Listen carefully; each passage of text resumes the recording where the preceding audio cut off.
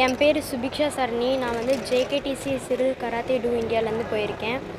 இப்போ தாய்லாண்டுக்கும் இந்தியாவுக்கும் நடந்ததில் வந்து இந்தியா வந்து ஜெயிச்சிச்சு. அப்போ நான் ஃபஸ்ட்டு என்ட்ரு ஆகும்போதே எனக்கு கொஞ்சம் நர்வஸாக தான் இருந்துச்சு. அப்புறம் வந்து என்னால் முடியும் அப்படிங்கிற மாஸ்டர் கொடுத்த நம்பிக்கையில் நான் போய் வின் பண்ணிட்டு ரெண்டுலேயுமே கோல்டு அடிச்சிட்டு வந்தேன்.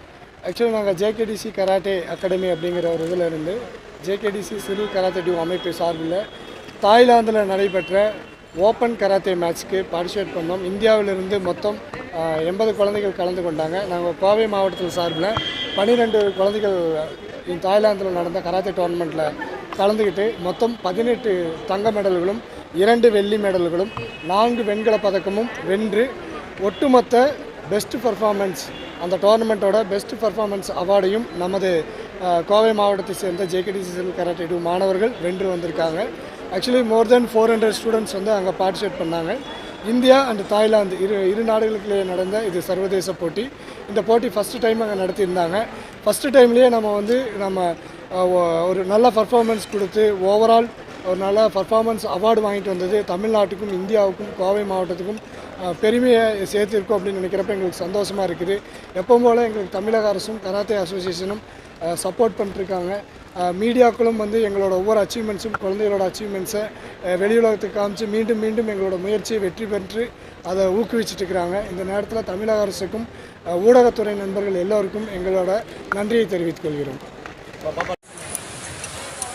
சார் அப்படியே கொஞ்சம் இப்படி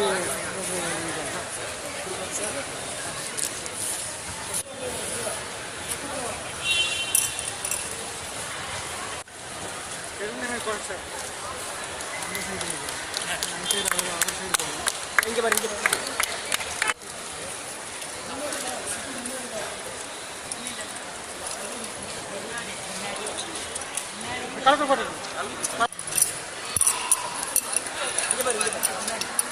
குழந்தை முன்னாள் வாங்க, முன்னாள் வாங்க, குழந்தைகள் முன்னாள் வாங்க.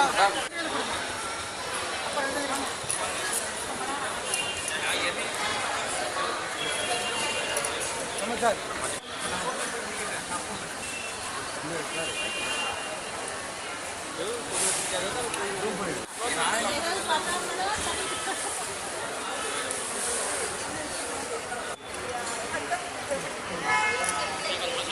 அங்கே போய் போட்டோ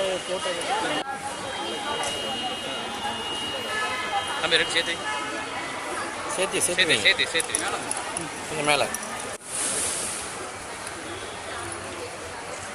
கொஞ்சம் டவுன் பண்ணிக்க.